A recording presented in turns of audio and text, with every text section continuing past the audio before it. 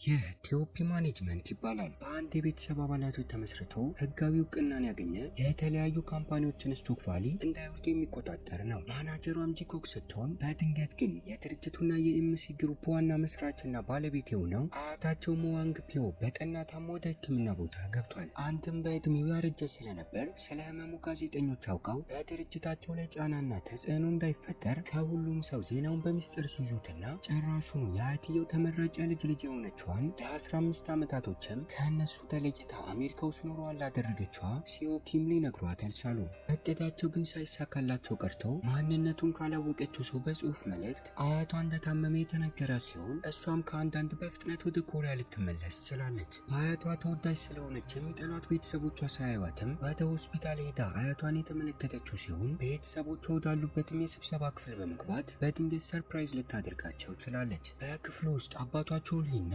የእንጀራ እናቷ ዮንግ ሲሆንም የተገኙ ሲሆን በመምጣቷ ደስተኛ ሳይሆኑ ቀርተው ተመልሳ እንድትሄድ አባቷ ቢነግራትም እሷ ግን ለጊዜያቶች ያክል እዚህ መቆየትን እንደመረጠች ተናግራለች። ድሮ ላይ በስራ ጉዳይ ለምታውቀው ዮንዱ ለተባለ ጎበዝ ጠበቃም ደውላለት ካፌ ውስጥ እንዲገናኙ ካደረገች በኋላ አሪፍ ደሞዝ እንደምትከፍለው ከአሁን በኋላም የእሷ ጠበቃና ረዳቷ እንዲሆንላት ጠይቀዋለች። አስቀድማም አንድ የስልክ ቁጥርን ሰጥታው አሜሪካ ያለች የጽሁፍ መልእክት የላክላትን ሰው እንዲያጣራ ነግረዋለች። በቀጣዩም ቀን ላይ ለድርጅቱ ሰራተኞች አዲሱ ረዳቷ መሆኑን እያስተዋወቀች ያለ ቾልሜ የተባለ ግለሰብ የፎቁ ጫፍ ላይ ቆሞ ለሟች ልጁ ፍትህን እንደሚፈልግ በመናገር በድርጅቱ ላይ ተቃውሞን እያስነሳ ይገኛል። ማናጀሯ ጄኩክም ራሱን እንዳያጠፋ የሚፈልገውን እንደሚያደርጉለት በመናገር አታላ ያስወረደችው ሲሆን ይህም ክስተት ሲዮኪን ከመጠን በላይ አናዷታል። ጠበቃዋ ሳይቀር መጥፎ ሰዎች እንዳሉና የምትሰማውን ነገር በሙሉ እንዳታምን የነገራት ሲሆን እሷ ግን በተቃራኒው አውቃ የሰውየውን መኪና ትገጨውና ወደ ፖሊስ ጣቢያ እንዲከሳት በማድረግ ከፍተኛ የካሳ ጥያቄን እንዲጠይቃት ነግራው የሰውየውን የገንዘብ ችግር እንዲፈታ ልትረዳው ችላለች።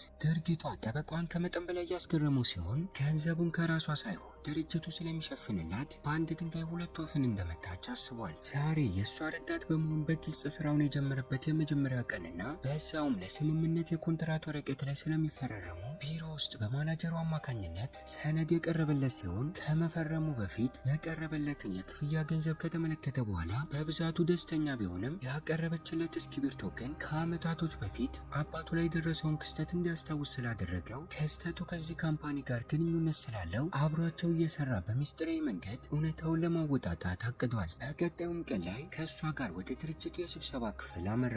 ሁሉም የቤተሰቡ አባላቶች እሷን ስለሚጠሏት አዲሱ ረዳቷ ምን አይነት አቀባበል እንደሚያደርጉለት ለማወቅ አውቃ ሳትነግረው በስጦታ መልኩ አድርጋ እስክሪብቶን የሰጠችው ሲሆን በውስጡም የድምጽ መግጃ መሳሪያ ተገጥሞለታል። የዛኑ ቀን ላይ ለጊዜው ማንነቱን ያላወቅነው ሰው ፊቱ እንዳይታይ አድርጎ ራሱን ቪዲዮ እየቀረጸ ስለ ድርጅታቸው መጥፎ ስራዎችን ተናግሮ ስማቸውን ለማጥፋት የሞከረ ሲሆን የሰውየውን ማንነት እንዲያጣራና ችግሩንም ሳይባባስ እንዲፈታው ለጠበቃዋ ዮንዶ ስራው ተሰጥቶታል። እሱም ቪዲዮውን ደጋግሞ ከተመለከተ በኋላ የተቀረጸበትን ቦታ በቀላሉ ማግኘት ስለቻለ አስተናጋጅ መስሎ ወደ ሆቴል ክፍሉ በመግባት ሰውየውን ሊያገኘው ችሏል። አሳምኖትም ወደ ድርጅቱ ይዞት በመሄድ ከማናጀሯ ጄኮክ ጋር እንዲነጋገር አድርጎ ችግሩን በቀላሉ ሊፈታው ችሏል። ይህም ክስተት ዜናው እንዲባባስና የበለጠ የድርጅቱ ሚስጥሮች ታውቀው እንዲከስሩ ለማድረግ እየሞከረ የነበረውን ጋዜጠኛና አሳታሚ ቦኪን ከመጠን በላይ ያናደደው ሲሆን እቃዎችን እየሰባበረ ንዴቱን ለማብረስ ሲሞክር ረዳቱና ልክ እንደሱ ጋዜጠኛ የሆነችው ጓንግሚም ልታረጋገው ስትሞክር ይታያል። አሁን ላይ የድርጅታቸው ስም በቀላሉ ሊነጻ ስለቻለ የበለጠ ተወዳጅነቱና ስሙ እየጨመረ እንዲመጣ የሌላ ካምፓኒ ባለቤት ልጅ ከሆነው ጆ ቴሃዩክ ጋር ሲዮክን ሊያጋባት እቅዶችን እያወጡ ይገኛል። ቴሃዩክ በስራው አቃቢ ህግ ሲሆን እሷም ስለ ማንነቱ ከኢንተርኔት ላይ ካጣራች በኋላ የመጀመሪያ የዴት ቀጠሯቸውን ለማድረግ ይገናኛሉ። ከአመታቶች በፊት የሟች እናቷ ጄሪምን ጉዳይ ኬዙን የእሷ አባት ስለነበር ይዞት የነበረው ገና በመጀመሪያ የዴት ቀጠሯቸው ላይ ስለ ስራው ጉዳይ እያወራችና እንደሱ አይነት ሰዎች ባለሀብት ሴቶች ጎን እንደማይጠፉ በመናገር የናቀችው ሲሆን አናዳውና ትተው ከጠበቃዋ ጋር ወደ እናቷ የመቃብር ቦታ ታመራለች። ብዙም ሳቆይ ግን ከደቂቆች በኋላ ከቦታው ስትወጣ የመንግስት አካላቶች ወደ እሷ ጋር በመምጣት አደንዛዥ እጾችን እየተጠቀመች እንደሆነ መረጃ እንደደረሳቸው የተናገሩ ሲሆን ቦርሷን በሚፈትሹበት ሰዓትም ከየት እንደመጣ ባይታወቅም ማስረጃዎችን ሊያገኙ ስለቻሉ ግን ለምርመራ ወደ ፖሊስ ጣቢያ ሊወስዷት ችለዋል። ቀኑን ሙሉ እየተከታተለቻት የነበረችው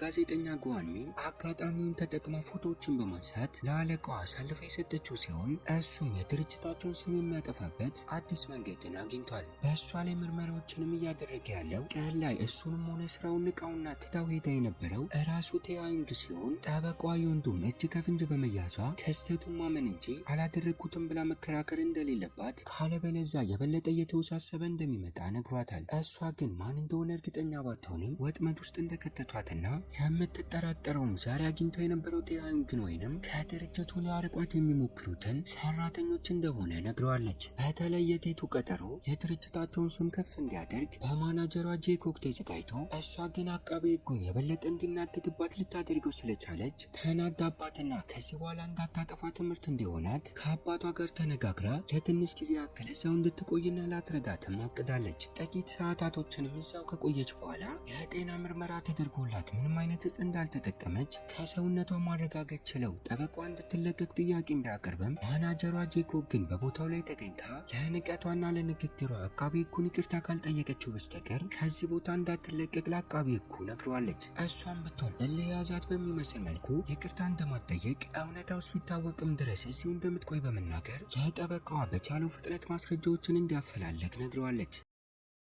በቀጣዩም ቀን ላይ ሁኔታው እስኪፈታ ድረስ በፊቷ ላይ ሐዘን ሳይታይ ከይቅርታ በላይ እልህን መርጣ ወደ እስር ቤት ልትወሰድ ችላለች። ጠበቃዋም ከአንዳንድ የዛን ቀን ላይ ቀኑን ሙሉ እየተከታተለቻት ወደ ነበረችዋ ጋዜጠኛ ጋር በማምራት አናግሯትና አሳምኖ ያነሳቻትን ፎቶዎች በሙሉ ሊቀበላት ችሏል። ታዲያ የልብስ መሸጫ ሱቅ ውስጥ እያለች አንዲት ሰራተኛ እጹን በድብቅ ስትከትባት የሚያሳይ ቪዲዮን ማግኘት የቻለ ቢሆንም ወደ መሸጫው ሱቅ በሚያመራበት ሰዓት ላይ ግን ልጅቷን ሊያገኛት አልቻለም። ሲዮኪ ወደ እስር ቤት ከገባ ጥቂት ቀናቶች እየተቆጠሩ መምጣት ጀመሩ። ሀብታም በመሆኗ ሌሎችን እስረኞች እስኪበቁ ድረስ እንዲመገቡና የሚፈልጉትን ነገር በማሟላት ከነሱ ጋር መግባባት የቻለች ሲሆን ጉልበተኛ እስረኞችን እንኳን ተጋፍጣ ተጠቂዎቹንና ምስኪኖቹን ነጻ ልታወጣ ችላለች። ጠበቃዋም ቢሆን ያችን የቡቲክ ሰራተኛ ማፈላለጉን የቀጠለ ሲሆን ከቤቷ ስትወጣ ያገኛትና የተቀረጸችውን ቪዲዮ እያሳየ ስለ ክስተቱ ሲጠይቃት ከእሷ ጋር የሩቅ ዝምድና ያላት ሱጂን እንዳዘዘቻት ተናግራለች። በሚያሳዝን ሁኔታ ግን ሱጂን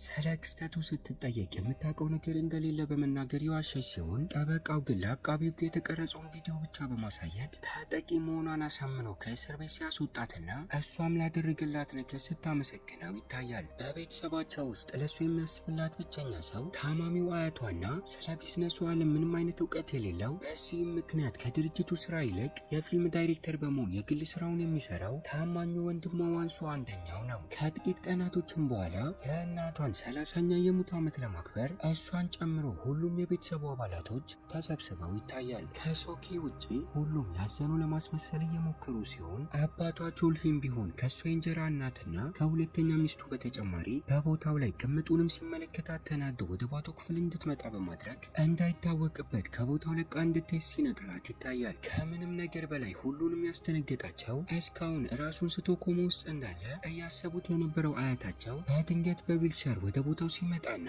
እሱ ከሞተ ንብረቱ ሙሉ በሙሉ በሚባል ደረጃ ለሚወዳት የልጅ ልጁ ሲዮኪ እንዲዘዋወርለት እሷ ላይም ቢሆን ጉዳት ከደረሰባትና ከሞተች ለእርዳታ ድርጅት እንዲዘዋወር በመናገር ሁሉንም ሲያስደነግጣቸው ይታያል። እሷም ብትሆን ከሰማችው ዜና ይልቅ እንድትደሰት ያደረጋት አያቷን ሞቶ ከማጣቷ በፊት አይን ለአይን ሊታዩ በመቻላቸው ሲሆን በጽሁፍ መልእክት አያቷ እንደታመመ ያሳወቀቻትም የእሱ ረዳትና አገልጋይ የነበረችዋ ጁንግ የተባለ ሴት መሆኗንም በዚህ አጋጣሚ ልትረዳ ችላለች። ታዲያ ወደ ኮሪያ ተመልሳ ከመጣች በኋላ ስለሟች እናቷ ጉዳይም ሁኔታዎችን ማጣራት የጀመረች ሲሆን በሰዓቱ ሱን የተባለችዋ የቤቱ የጽዳት ሰራተኛ ግድያ ወንጀል ተጠርጥራ እስካሁን እስር ቤት ውስጥ እንዳለች መረዳት በመቻሏ ለጠበቃዋ ደውላለች። ስለዚህ ሴት ማንነት እንዲያጣራላት ጠይቀዋለች። እሱም ገና የሴትዮዋን ስም እንደሰማ በድንጋጤ የተዋጠ ሲሆን ምክንያቱም ይቺ ሴት የገዛ እናቱ ስለነበረች ነው። ታዲያ ገና በሕፃንነት እድሜው እናቱ ወደ እስር ቤት ከገባች በኋላ አጎቱ እያሳደገው እንደቆየና በእናቱ ናፍቆት አማካኝነት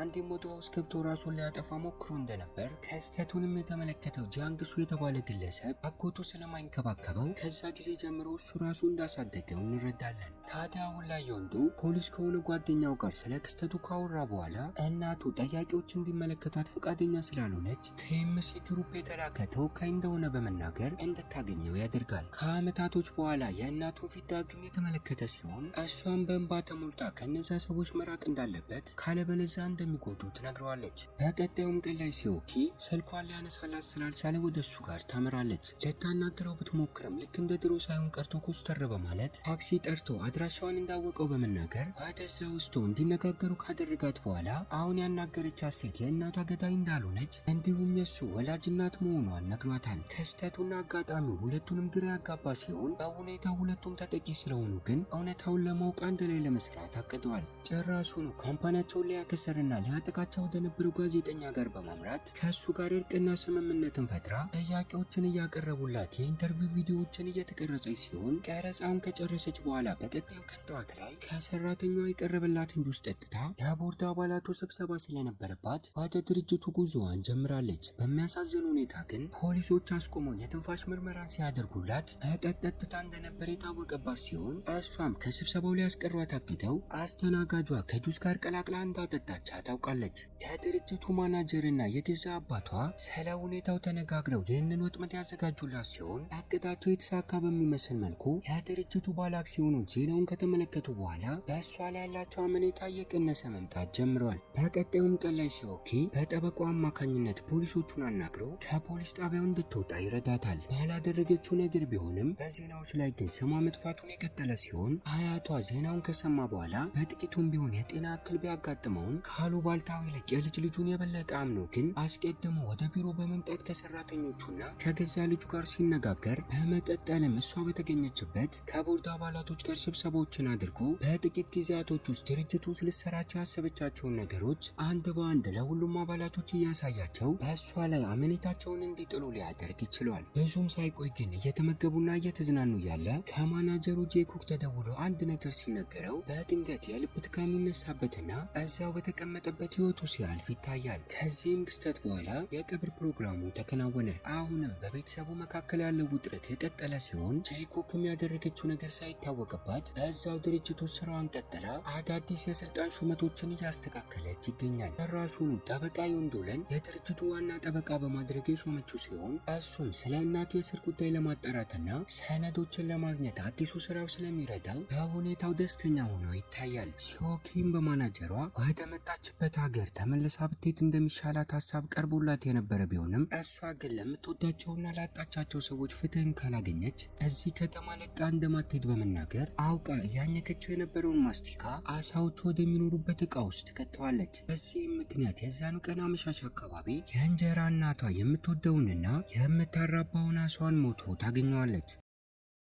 በሚያስገርምም ሁኔታ በቀጣዩ ቀን ላይ አስቀድሞ ከሞተው ከሚዮንግቾል የቀብር ፕሮግራም በላይ ለአንድ ተራ አሳ በደመቀ መልኩ የድርጅቱ ሰራተኞች ተሰብስበው ሀዘናቸውን ሲገልጹና ይህም ድርጊት ሲኦኪን አናዷት ቀይ ቀሚስን ለብሳና አበባን ይዛ ወደ ተሰበሰቡበት ቦታ በመሄድ የእንጀራ እናቷ ላይ አሹፋባት ከቦታው ለቃ ትሄዳለች። እንዲሁም ከዚህ ቀን ጀምሮ እቅዶቿን ለማሳካት ስለ ድርጅቱ ምንም አይነት ግድ እንደማይሰጣት እያስመሰለች ከእንጀራ ወንድሞቿ ጋርም ያላትን ቀረቤታ እየጨመረች ና ታናሹን የእንጀራ ወንድሟን ከትምህርት ቤት ሳይቀር ወደ ቤቱ እየመለሰችው አውቃ የጠላቶቿን ትኩረት ከራሷ ለማራቅ እየሞከረች ይገኛል። አያቷ በግልጽ የድርጅቱ ሲኦ ሳያደርጋት በመሞቱ እሱን ክስተት ለማስተካከል እየሞከረች ሲሆን ለታማኙ ወንድሟ ምንም ያክል የቢዝነስ እውቀት ባይኖረውም የተቀመጠለትን የአክሲዮን ድርሻ ግን ለእንጀራ ወንድሟ አሳልፎ መስጠት እንደሌለበት ነግረዋለች። እንዲሁም ከጠበቋ ጋር በመሆን ሶን ወደ ተባለችዋ እስረኛዋ እናቱ ጋር በመሄድ እየጎበኟት ሲሆን ወደ ውስጥ ሲገቡ ግን አንድ ሰው በድብቅ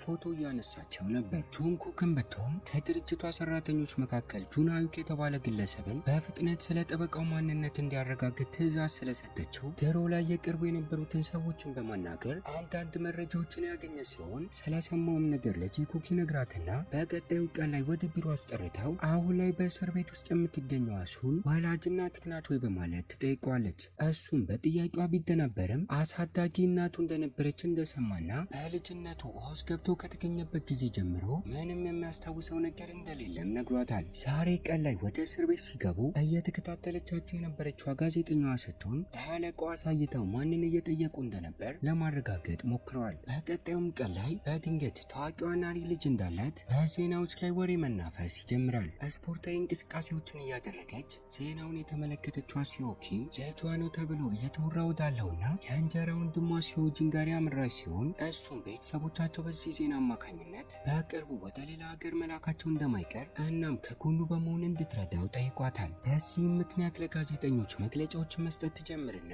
አስቀድማም ናሪ ከወላጅ አባቷ ጋር ሚስጥራዊ ግንኙነት እንዳላቸው ስለምታውቅ ልጁ የእንጀራ ወንድሟ እንደሆነ አባቱም የገዛ አባቷ ቾልሂ መሆኑን ተናግራለች። አስቀድማም ዜናው እንዲሰራጭ ያደረገችው ማናጀሯ ጄኮክ ስትሆን እቅዷ የወላጅ አባቱ ስም ሳይጠራ ናሪን ከዚህ ሀገር ለቃ ለማስወጣት ነበር። በማያገባት ነገር በመግባቷ ጠበቃዋ ዮንዶል ሳይቀር ተናዶባት የነበረ ቢሆንም እሷ ግን በቤተሰቦቿ የስልጣን ሽኩቻ አማካኝነት የእንጀራ ወንድሟ እንዲጎዳ እንደማትፈልግና እሷ ለ15 ዓመታቶች ያክል ከቤተሰቧ ርቃ ኖራ ስለነበር የብቸኝነትን ስሜት እንደምትረዳው ተናግራለች። ብዙም ሳትቆይ ግን የገዛ ወንድሟና የምታምነው ውሱ ለጋዜጠኞች የልጇ አባት ቾልሂ ሳይሆን እሱ ራሱ መሆኑን አምኗል። ምክንያቱም በማናጀሯ ጄኮክ አማካኝነት እንዲህ ብሎ ከተናዘዘ በምትኩ አዲስ ለሚያገኘው ፊልም ድርጅቱ የገንዘብ ድጋፍን እንደሚሰጠው አስማምታው ነው። እቅዶቹን የሚያወጣቸው ከቾልሂ ጋር ተስማምታበት ሲሆን የቦርድ አባላቶቹ እንኳን ቅሬታን እንዳያቀርቡ ለእነሱም ሳይቀር ወጥመድን አዘጋጅታ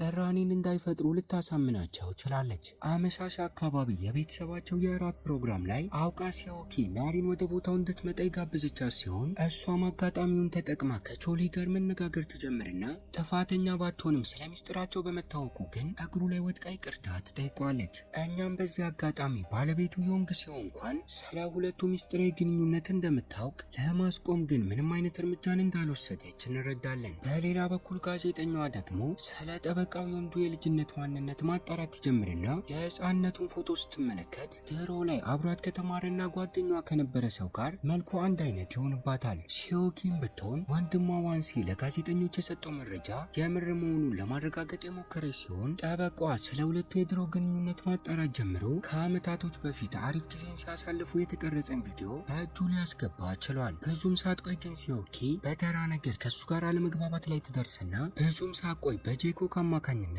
ጥፋተኛ እንዳልሆነ ናሪን ከጋዜጠኞች ለመከላከል ያደረገው ነገር መሆኑን በመስማቷ እሷ ራሷ የጥፋተኝነት ስሜት ተሰምቷት የሚያምር ውድ ሱፍን ገዝታ ልክ እንደ ስጦታ ስልክለትና እሱም ከሱፉ ጋር የተላከለትን የይቅርታ ደብዳቤ ካየው በኋላ በተራው ጣፋጭ የሚበሉ ነገሮችን ሲልክላትና በቀጣዩ ቀን ላይ የገዛችለትን ሱፍ ለብሶ ወደ እሷ ጋር በማምራት ይቅርታዋን እንደተቀበለ በተግባር ሲያሳያት ይታያል። ወደሚያድንቃት አሳዳጊ አባቱ ካፌን በመውሰድ አንድ ላይ የበሉ አሪፍ ጊዜን ሲያሳልፉና ለማስታወሻነት አንድ ላይ ፎቶ ሲነሱም እናያለን። በቀጣዩም ቀን ላይ ጊዜያዊ የድርጅቱ ሲኢኦ በመባል ሌላኛው ወንድማቸው ዋንጁ ይመረጣል። ማናጀሯ ጄኮክ አስቀድማ ስለ ግል ሕይወቱ ስታጠራ ስለነበር ምንም ያክል ከባለቤቱ ጋር ከ5 ዓመታቶች በፊት በትዳር ቢጣመሩም እሷ ብትወደውም እሱ ግን በስራው አማካኝነት አብሯት ስለሆነ እስከ ዛሬ አብረው እንኳን አድረው እንደማያውቁና ከሌላ ሴት ጋር ይማግጥባት እንደነበር ተረታለች። ታዲያ ካሁን በኋላ የድርጅቱ ሲኢኦ በመባል በመመረጡ ምክንያቶችን ፈልጋ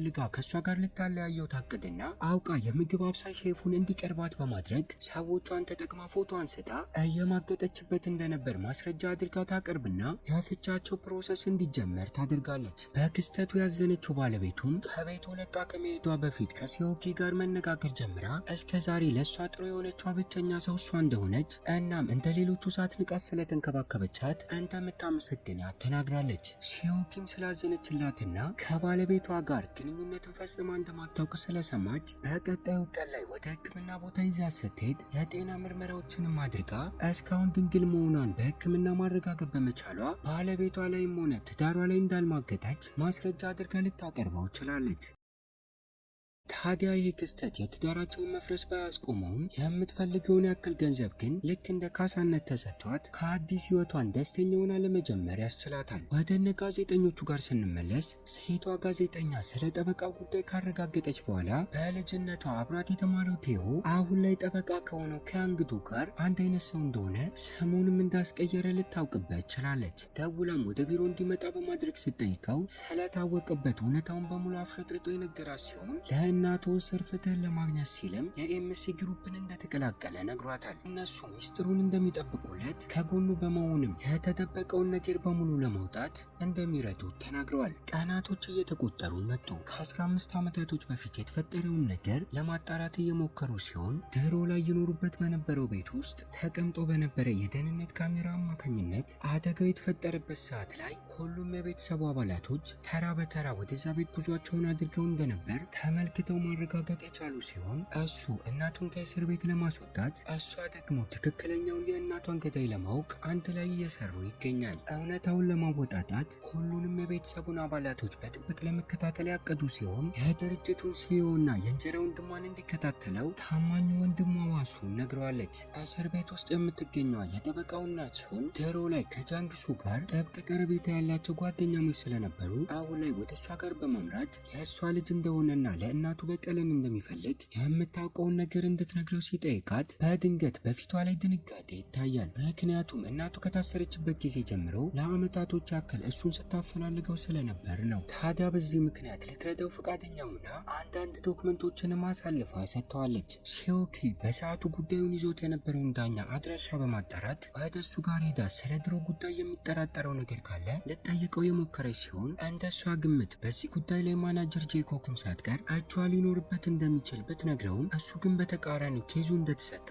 የሚያጠራጥርም ነገር እንዳልነበር በመናገር በተቃራኒ ወደ ራሷ ጄኮብ ጋር ያመራና እሷ የነገረችውን ነገር በሙሉ እየተጠራጠረቻት እንደነበር ሲነግራት ይታያል። የድሮውን ነገር በመነካካት ካለችበት ስልጣንና ቦታ ሊጥሏት እንዳቀዱ ስለገባትም ሰዎቿን ተጠቅማ በድብቅ እንዲከታተሏቸው በማድረግ እንዲሁም የወንዱን ስልክ በማስጠለፍ ከንግግሩ እስር ቤት የምትገኘው ሰን እናቱ መሆኗን ማረጋገጥ በመቻሏ እሱን ለማስወገድ ወጥመዶችን ስታዘጋጅለት ይታያል። በቀጣዩም ቀን ላይ በድንገት ፖሊሶች ወደ ቤቱ ሄደው ድርጅቱን በማጭበርበር ወንጀል እንደተከሰሰ በመናገር በቁጥጥር ስር የዋሉ ሲሆን ከእሱ ቤት አልፎ የጋዜጠኞቹን የስራ ቦታ እንዲሁም የአሳዳጊ አባቱን የመኖሪያ ቤት ሳይቀር ማስረጃ ለማግኘት መፈተሽ ጀምረዋል። አመሻሽ አካባቢ ወደ አባቱ ጋር ጄኮብ በማምራት ከ15 ዓመታቶች በፊት የተዘጋ ጉዳይ ላይ ልጁ እጁን እንዳያስገባ እንዲያቆም ያስጠነቀቀችው ሲሆን አባትየው ግን ከእሷ ጋር ከመስማማት ይልቅ ሁሌም ቢሆን ከልጁ ጎን በመሆን እንደሚደግፈው በመናገር ጠረጴዛ ላይ የነበረውን ውሃ ላይ ሲደፋባት ይታያል። ሺኦኪም ልታጽናና ወደ ቤቱ ያመራች ሲሆን እያለቀሰ ስትመለከተው ልጁ የወንዱን በፍጥነት ነፃ እንደምታወጣው ቃል ትገባለታለች። ከቀጣዩ ቀንም ጀምሮ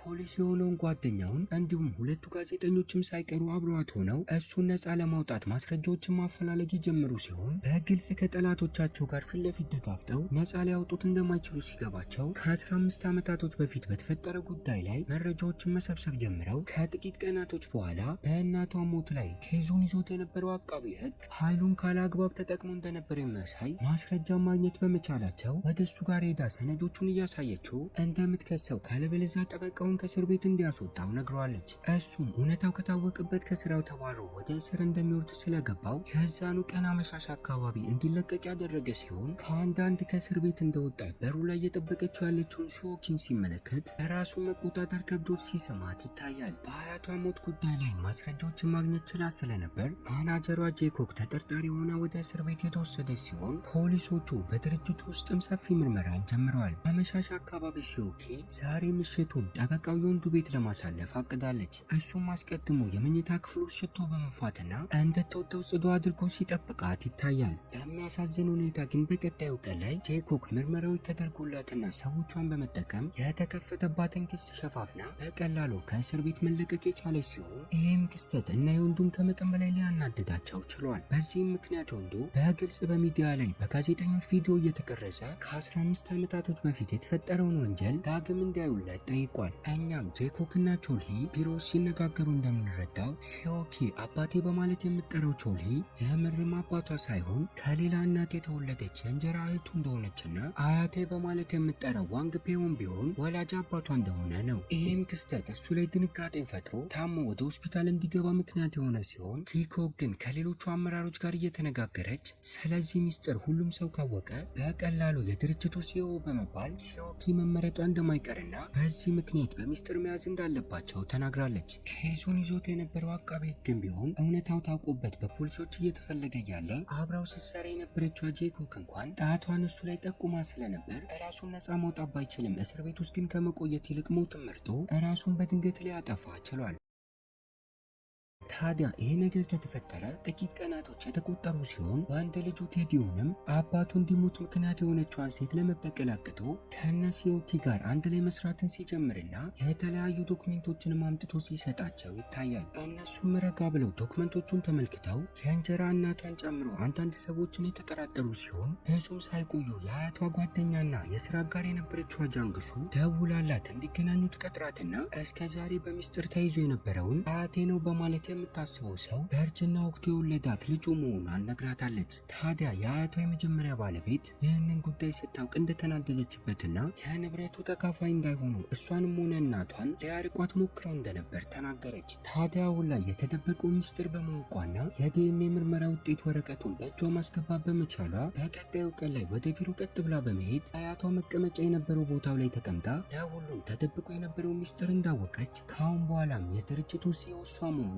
በኩራት ተሞልታ ተናግራለች። እቅዷ በሙሉ ያልተሳካላት ጄኮክም የድርጅቱ ሲኦ ሊሆን ከነበረው ዋንሱ ጋር ቢሮ ውስጥ ለብቻቸው ተደብቀው ሲነጋገሩ እንደምንረዳው ከ15 ዓመታቶች በፊት ወደ እናቷ ጋር ያንግ ሲኦ በመምራት በፍጥነት ፍቺ ማድረግ እንዳለባት አስጠንቅቃት እንደነበር እሷም በንግግሯ ከመጠን በላይ ተናዳ ራሷን ለማረጋጋት የምትወደው ስዕል ላይ ትኩረቷን አድርጋ እያለ ዋንጆ የሚጠጣ ወይንን ይዞ ወደ እሷ ጋር በተራው እንደመጣና እግሯ ላይ ተንበርክኮ እናቱንም ሆነ ቤተሰቦቹን እንደሚወድ እናም እነሱ እንዳይለያዩና እንዳይበተኑ ከባሏ ጋር እንድትፋታ ይጠይቃታል። እሷ ግን በንግግሩ ተናዳበት በጥፊ የመታችው ሲሆን ንዴት ውስጥ ገብቶና ራሱን መቆጣጠር ከብዶት ከአጠገቡ የነበረውን ስለት ተጠቅሞ ሊያጠቃ ችሏል። ታዲያ አባቱ ቾሌም ወደ ቤት መጥቶ የተፈጠረውን ነገር ከተመለከተ በኋላ ለጂኮክ ደውሎላት ማስረጃ እንድታጠፋና ሁሉንም ነገር እንድታስተካከል አድርጓል። ከትውስታችን ስንመለስ ለቦርድ አባላቶቹ በሙሉ ስለ ሲኦክሲ አባት ማንነት ከተናገሩ በኋላ እሷ ሲኦ እንድትሆን ድምጾችን እየሰጡ ሲሆን ፖሊሶች ግን ተበታትነው ወደ እነሱ ጋር ያመሩና